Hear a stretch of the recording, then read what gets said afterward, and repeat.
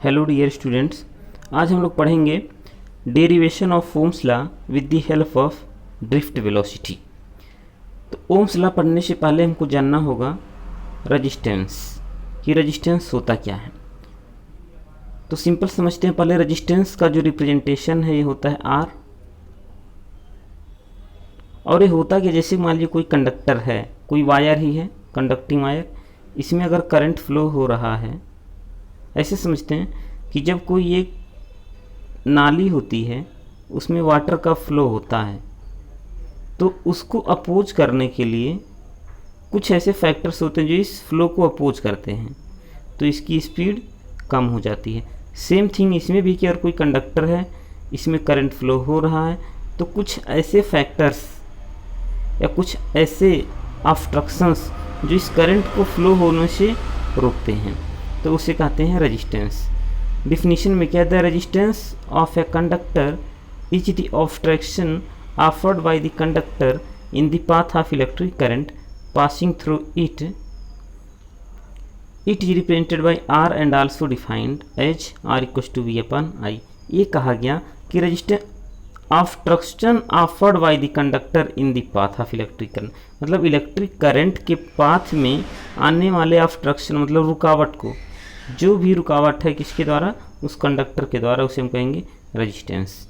तो simple meaning में समझिए कि करंट फ्लो होने के रास्ते में आने वाले रुकावट को ही कहते हैं रेजिस्टेंस। और ये फॉर्मूला होता है V अपॉन आई। V क्या है? Potential difference across the conductor, and I क्या है? करंट है उस कंडक्टर में फ्लो होने वाली, that means current flowing through the conductor. ये हो गया।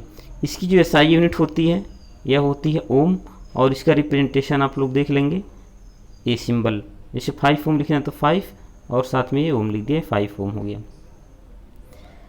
अब कौन कौन से फैक्टर्स ऐसे हैं जो रेजिस्टेंस को अफेक्ट करते हैं, दैट मीन्स कि क्या क्या चीज़ें कंडक्टर में वेरी करें तो आर की वैल्यू वेरी होगी। तो सिंपल पहले एक और फॉर्मूला जान लीजिए, जो आर इक्वस टू होता है रो एल बाई ए। एक प्रोपोर्शनैलिटी कांस्टेंट है रो, जिसे हम कहेंगे स्पेसिफिक रेजिस्टेंस भी कह सकते हैं। क्या कहते हैं? Specific resistance. तो जो आर इक्वस टू है रो एल अपॉन ए। यहाँ से क्या पता चल रहा है?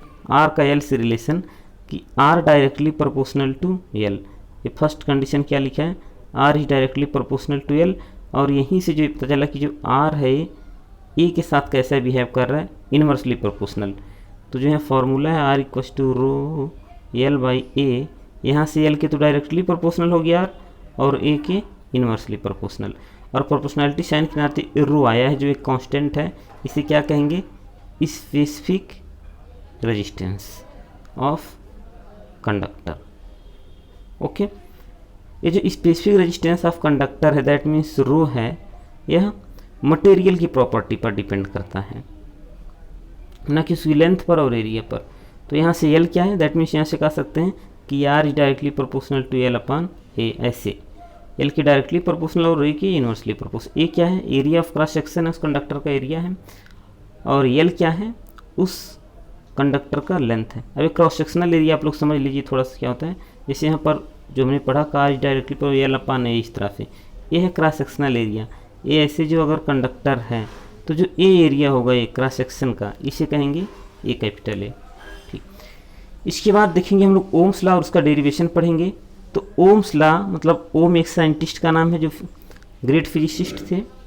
इन्होंने एक लॉ दिया, पहले सिंपल समझ लेते हैं हिंदी में, कि जो अगर कोई कंडक्टर है, अगर कोई कंडक्टर है तो उसके जो रेजिस्टेंस की वैल्यू होगी यह कांस्टेंट होगा, और V और I का रेशियो होगा। एक तो ये हो गया। और जो बुक्स में स्पेशली दिया रहता है तो ऐसे कह सकते हैं कि जो V और I का रेशियो है, V क्या है? Potential difference across the ends of conductor, और I क्या है? इलेक्ट्रिक करंट है। इनका रेशियो कांस्टेंट होता है। ऐसे कहें किसी भी कंडक्टर का अगर उसकी फिजिकल कंडीशन चेंज ना हो तो उसका रेजिस्टेंस हमेशा क्या रहेगा? कांस्टेंट रहेगा, या सेम रहेगा, या कहीं अनचेंज रहेगा। ये बताया ओम्स लॉ ने। तो क्या लिखा है? If the physical condition of a conductor remains unchanged then the resistance of the conductor remain constant. ये कहा गया अगर कोई कंडक्टर है उसकी फिजिकल कंडीशन चेंज ना हो, मतलब ऐसे है ये, इसके लेंथ को, टेम्परेचर को और भी अदर क्वांटिटी है, इनको चेंज ना करें तो इसका रेजिस्टेंस क्या होगा, कांस्टेंट ही रहेगा। और कुछ बुक्स में ऐसे भी मिलता है कि V is directly proportional to I। ये क्या है कि अगर किसी कंडक्टर का पोटेंशियल डिफरेंस जितना हम इंक्रीज करेंगे उसमें फ्लो होने वाला कंडक्टर भी उतना ठीक इंक्रीज हो जाएगा। और जब यहाँ से प्रोपोर्शनल साइन हटाएंगे तो आ जाता है R इंटू आई। यहीं से आया है कि R equals to V upon आई, ये फॉर्मूला हम लोगों के पास। तो याद रखिए कि R equals to V upon आई, ये क्या है, ओम्स लॉ है। सिंपल ओम्स लॉ ने क्या कहा कि अगर कोई कंडक्टर है उसकी फिजिकल क्वांटिटी अनचेंज हो तो उसका रेजिस्टेंस भी अनचेंज होगा। इसमें एक नोट है, इंपॉर्टेंट पॉइंट है, Ohm's law is valid for maximum substances but not for all, therefore Ohm's law is not universal law. बहुत सारे सब्सटेंस ऐसे जो ओम्स लॉ को फुलफिल करते हैं, बहुत सारे ओम्स लॉ को फुलफिल नहीं करते हैं। तो जो मटेरियल है, जो सब्सटेंस ओम्स लॉ को फॉलो करते हैं उन्हें हम कहते हैं ओमिक। क्या कहते हैं, ओमिक सब्सटेंस या ओमिक मटेरियल। और जो सब्सटेंस ओम्स लॉ को फॉलो नहीं करेंगे उन्हें कहते हैं अनओमिक्स। इसी में क्या ऐड कर देंगे, अनओमिक्स। इसके बाद देखना एक न्यू डिफिनीशन, कंडक्टेंस, छोटा सा है। कंडक्टेंस क्या होता है, अभी हमने पढ़ा कि resistance R equals to V upon I, या इसे पढ़ा था हमने रो L बाई, ये दो फॉर्मूला पढ़ा है। तो जो कंडक्टेंस होता है इसको हम लोग G से रिप्रेजेंट करते हैं। किससे रिप्रेजेंट करते हैं, G से। और इसी का रेसिप्रोकल होता है, ये जो G होता है ये रेसिप्रोकल ऑफ R होता है, दैट मीन्स 1 अपान R होता है। ठीक, तो जो R V अपान आई था किसके इक्वल हो जाएगा, I अपान V हो जाएगा।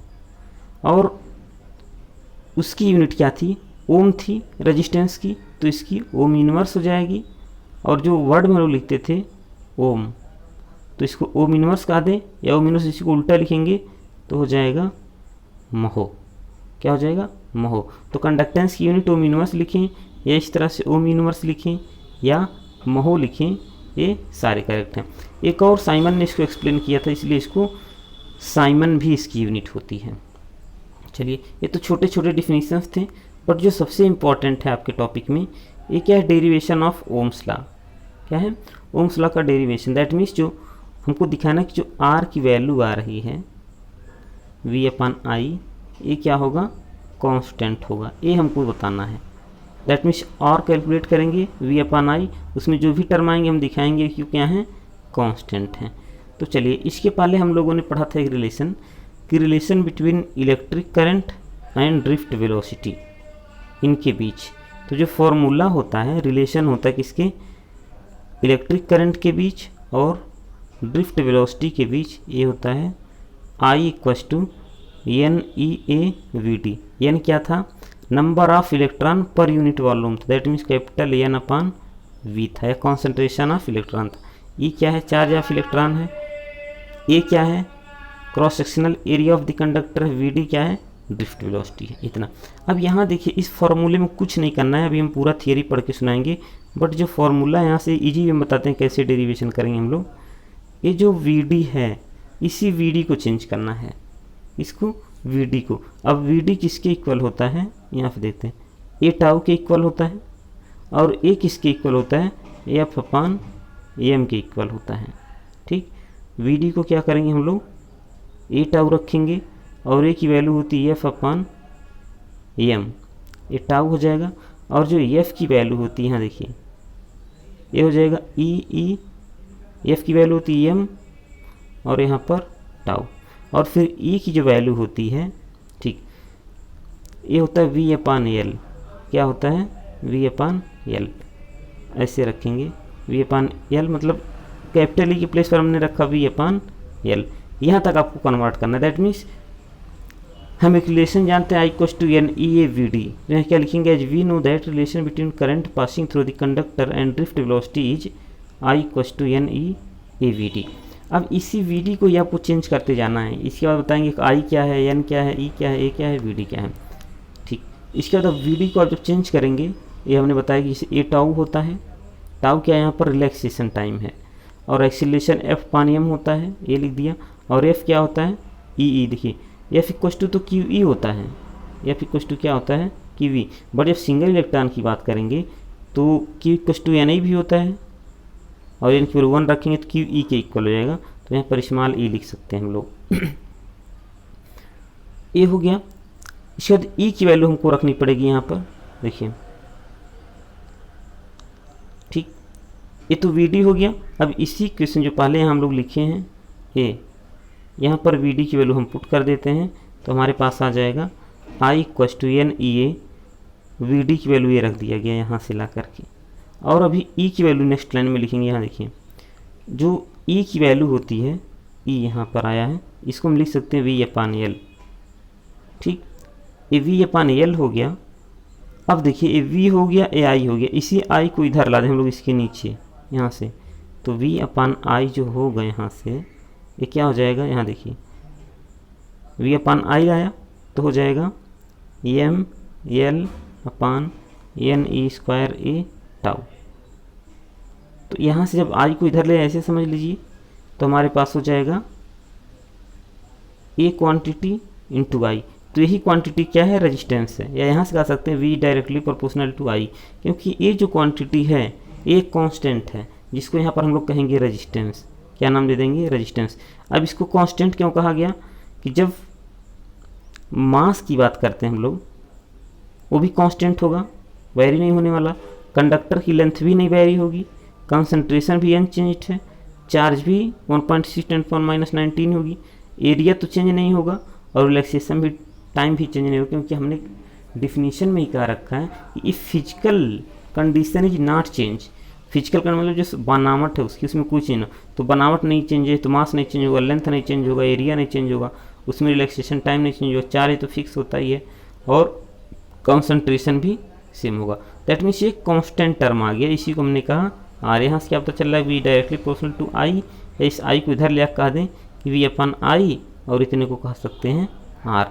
तो यहाँ से जो आर की वैल्यू आई वो क्या आ गई, ए क्वांटिटी आ गई, एम एल अपान एन ई स्क्वायर ए टाउ। और यहाँ से हम कह सकते हैं कि वी डायरेक्टली प्रोपोर्शनल टू आई, और ये जो इक्वेशन है ये प्रूफ करता है क्या, ओम्स लॉ को। तो ये हो गया हमारा derivation of Ohm's law with the help of drift velocity. फिर से समझ लेते हैं कैसे स्टार्ट किया हमने।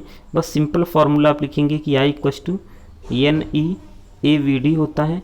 अब इसी वी डी को आप कन्वर्ट करेंगे, तो वी डी आपका हो जाएगा ए टाउ, क्या हो जाएगा ए टाउ, और ए हो जाएगा एफ अपान एम टाउ। और अब एफ को आप ई कैपिटल ई में कन्वर्ट कर देंगे, और फिर वहाँ से जो कैपिटल ई आएगा उसको वी अपान एल, फिर यहाँ से आप कैलकुलेट कर लेंगे वी अपान आई, जो कि आर के इक्वल हम कर देंगे। तो आर की वैल्यू आ गई एम एल अपान एन ई स्क्वायर ए टाउ। ओके, वीडियो को अपने जितने भी फ्रेंड्स हैं उनके पास शेयर करें, और खुद भी लाइक करें। अगर चैनल को सब्सक्राइब नहीं किए हैं तो सब्सक्राइब ज़रूर कर दें। वीडियो देखने के लिए थैंक यू।